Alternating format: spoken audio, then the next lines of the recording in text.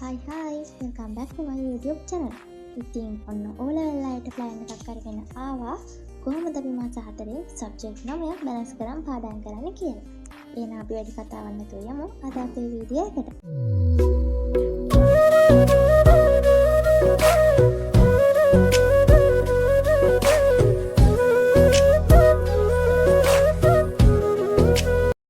හරි මම මුලින්ම කියන්නම් මේ වීඩියෝ එක ලොකු වීඩියෝ එකක් නෙවෙයි සරල ඔයාලට සබ්ජෙක්ට් 9 බැලන්ස් කරගන්න පුළුවන් ප්ලෑන් එකක් දෙන්න තමයි මේ වීඩියෝ එක කරන්නේ.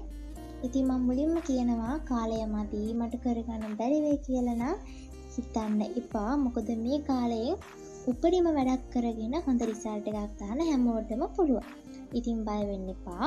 මේ කාලේ හොඳට වැඩ ටික කරගෙන අපි හොඳ රිසල්ට් එකක් දාමු කියලා මම මුලින්ම මතක් කරනවා. නිකම් පාඩම් කරනවට වඩා ගේම් එකක් වගේ පාඩම් කරනකොට තමයි ආසාවෙන් පාඩම් කරන්න හිතෙන්නේ. ඒ වගේම සිලබස් එකක් ඉක්මනට කවර් කරගන්න හිතෙන්නේ. ඉතින් මම හිතනවා මම කියන විදිහට වැඩ කරොත් ඔයාලට සිලබස් එක කවර් කරලා හොඳ රිසල්ට් එකක් ගන්න පුළුවන් වේවි කියලා. මුලින්ම ඔයාලා කොළ දෙකක් අරගන්න. කොළ දෙකක් අරගෙන එක කොලයක මම ස්ක්‍රීන් එකේ දාලා තියෙන වීක්ලි ප්ලෑන් එක ලියා ගන්න.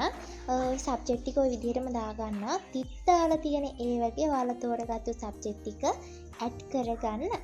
ඊළඟ කොලේ අරගෙන ඔයාලා කොටු 130ක් ගහගන්න. කොටු 130ක් ගහගෙන ඒ කොලේ ලස්සනට හදාගන්න.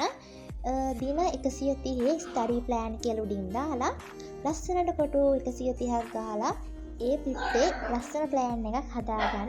ඔන්න ඔය විදිහට දින 130ක් ඇතුළත ඔය වීක්ලි ප්ලෑන් එක අනුගමනය කරමින් ඔයාලගේ සබ්ජෙක්ට් 9ක් බැලන්ස් කරගෙන පාඩම් කරන වෙලාවෙන් පස්සේ ඔයාලා නිදා ගන්න කලින් එක කොට්ට ගානේ කපලා ලස්සනට දින 130 කොටු ටික ඔක්කොම කපලා ඉවර වෙද්දී ඔයාලගේ සිලබස් එක ඉවර වෙවි සබ්ජෙක්ට් 9ම.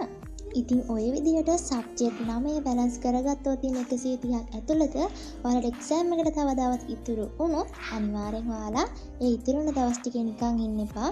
අනිවාර්යෙන් පසුගිය පේපර්ස් ටික අරගෙන සබ්ජෙක්ට් 9ටම අදාළව නැවත ඒ ටිකේ තියෙන MCQ එසේ ප්‍රශ්න ඒවා නැවත ටයිම් තියලා ලියලා හුරු වෙන්න කියලා මම ආදරෙන් ආයෙ මතක් කරනවා.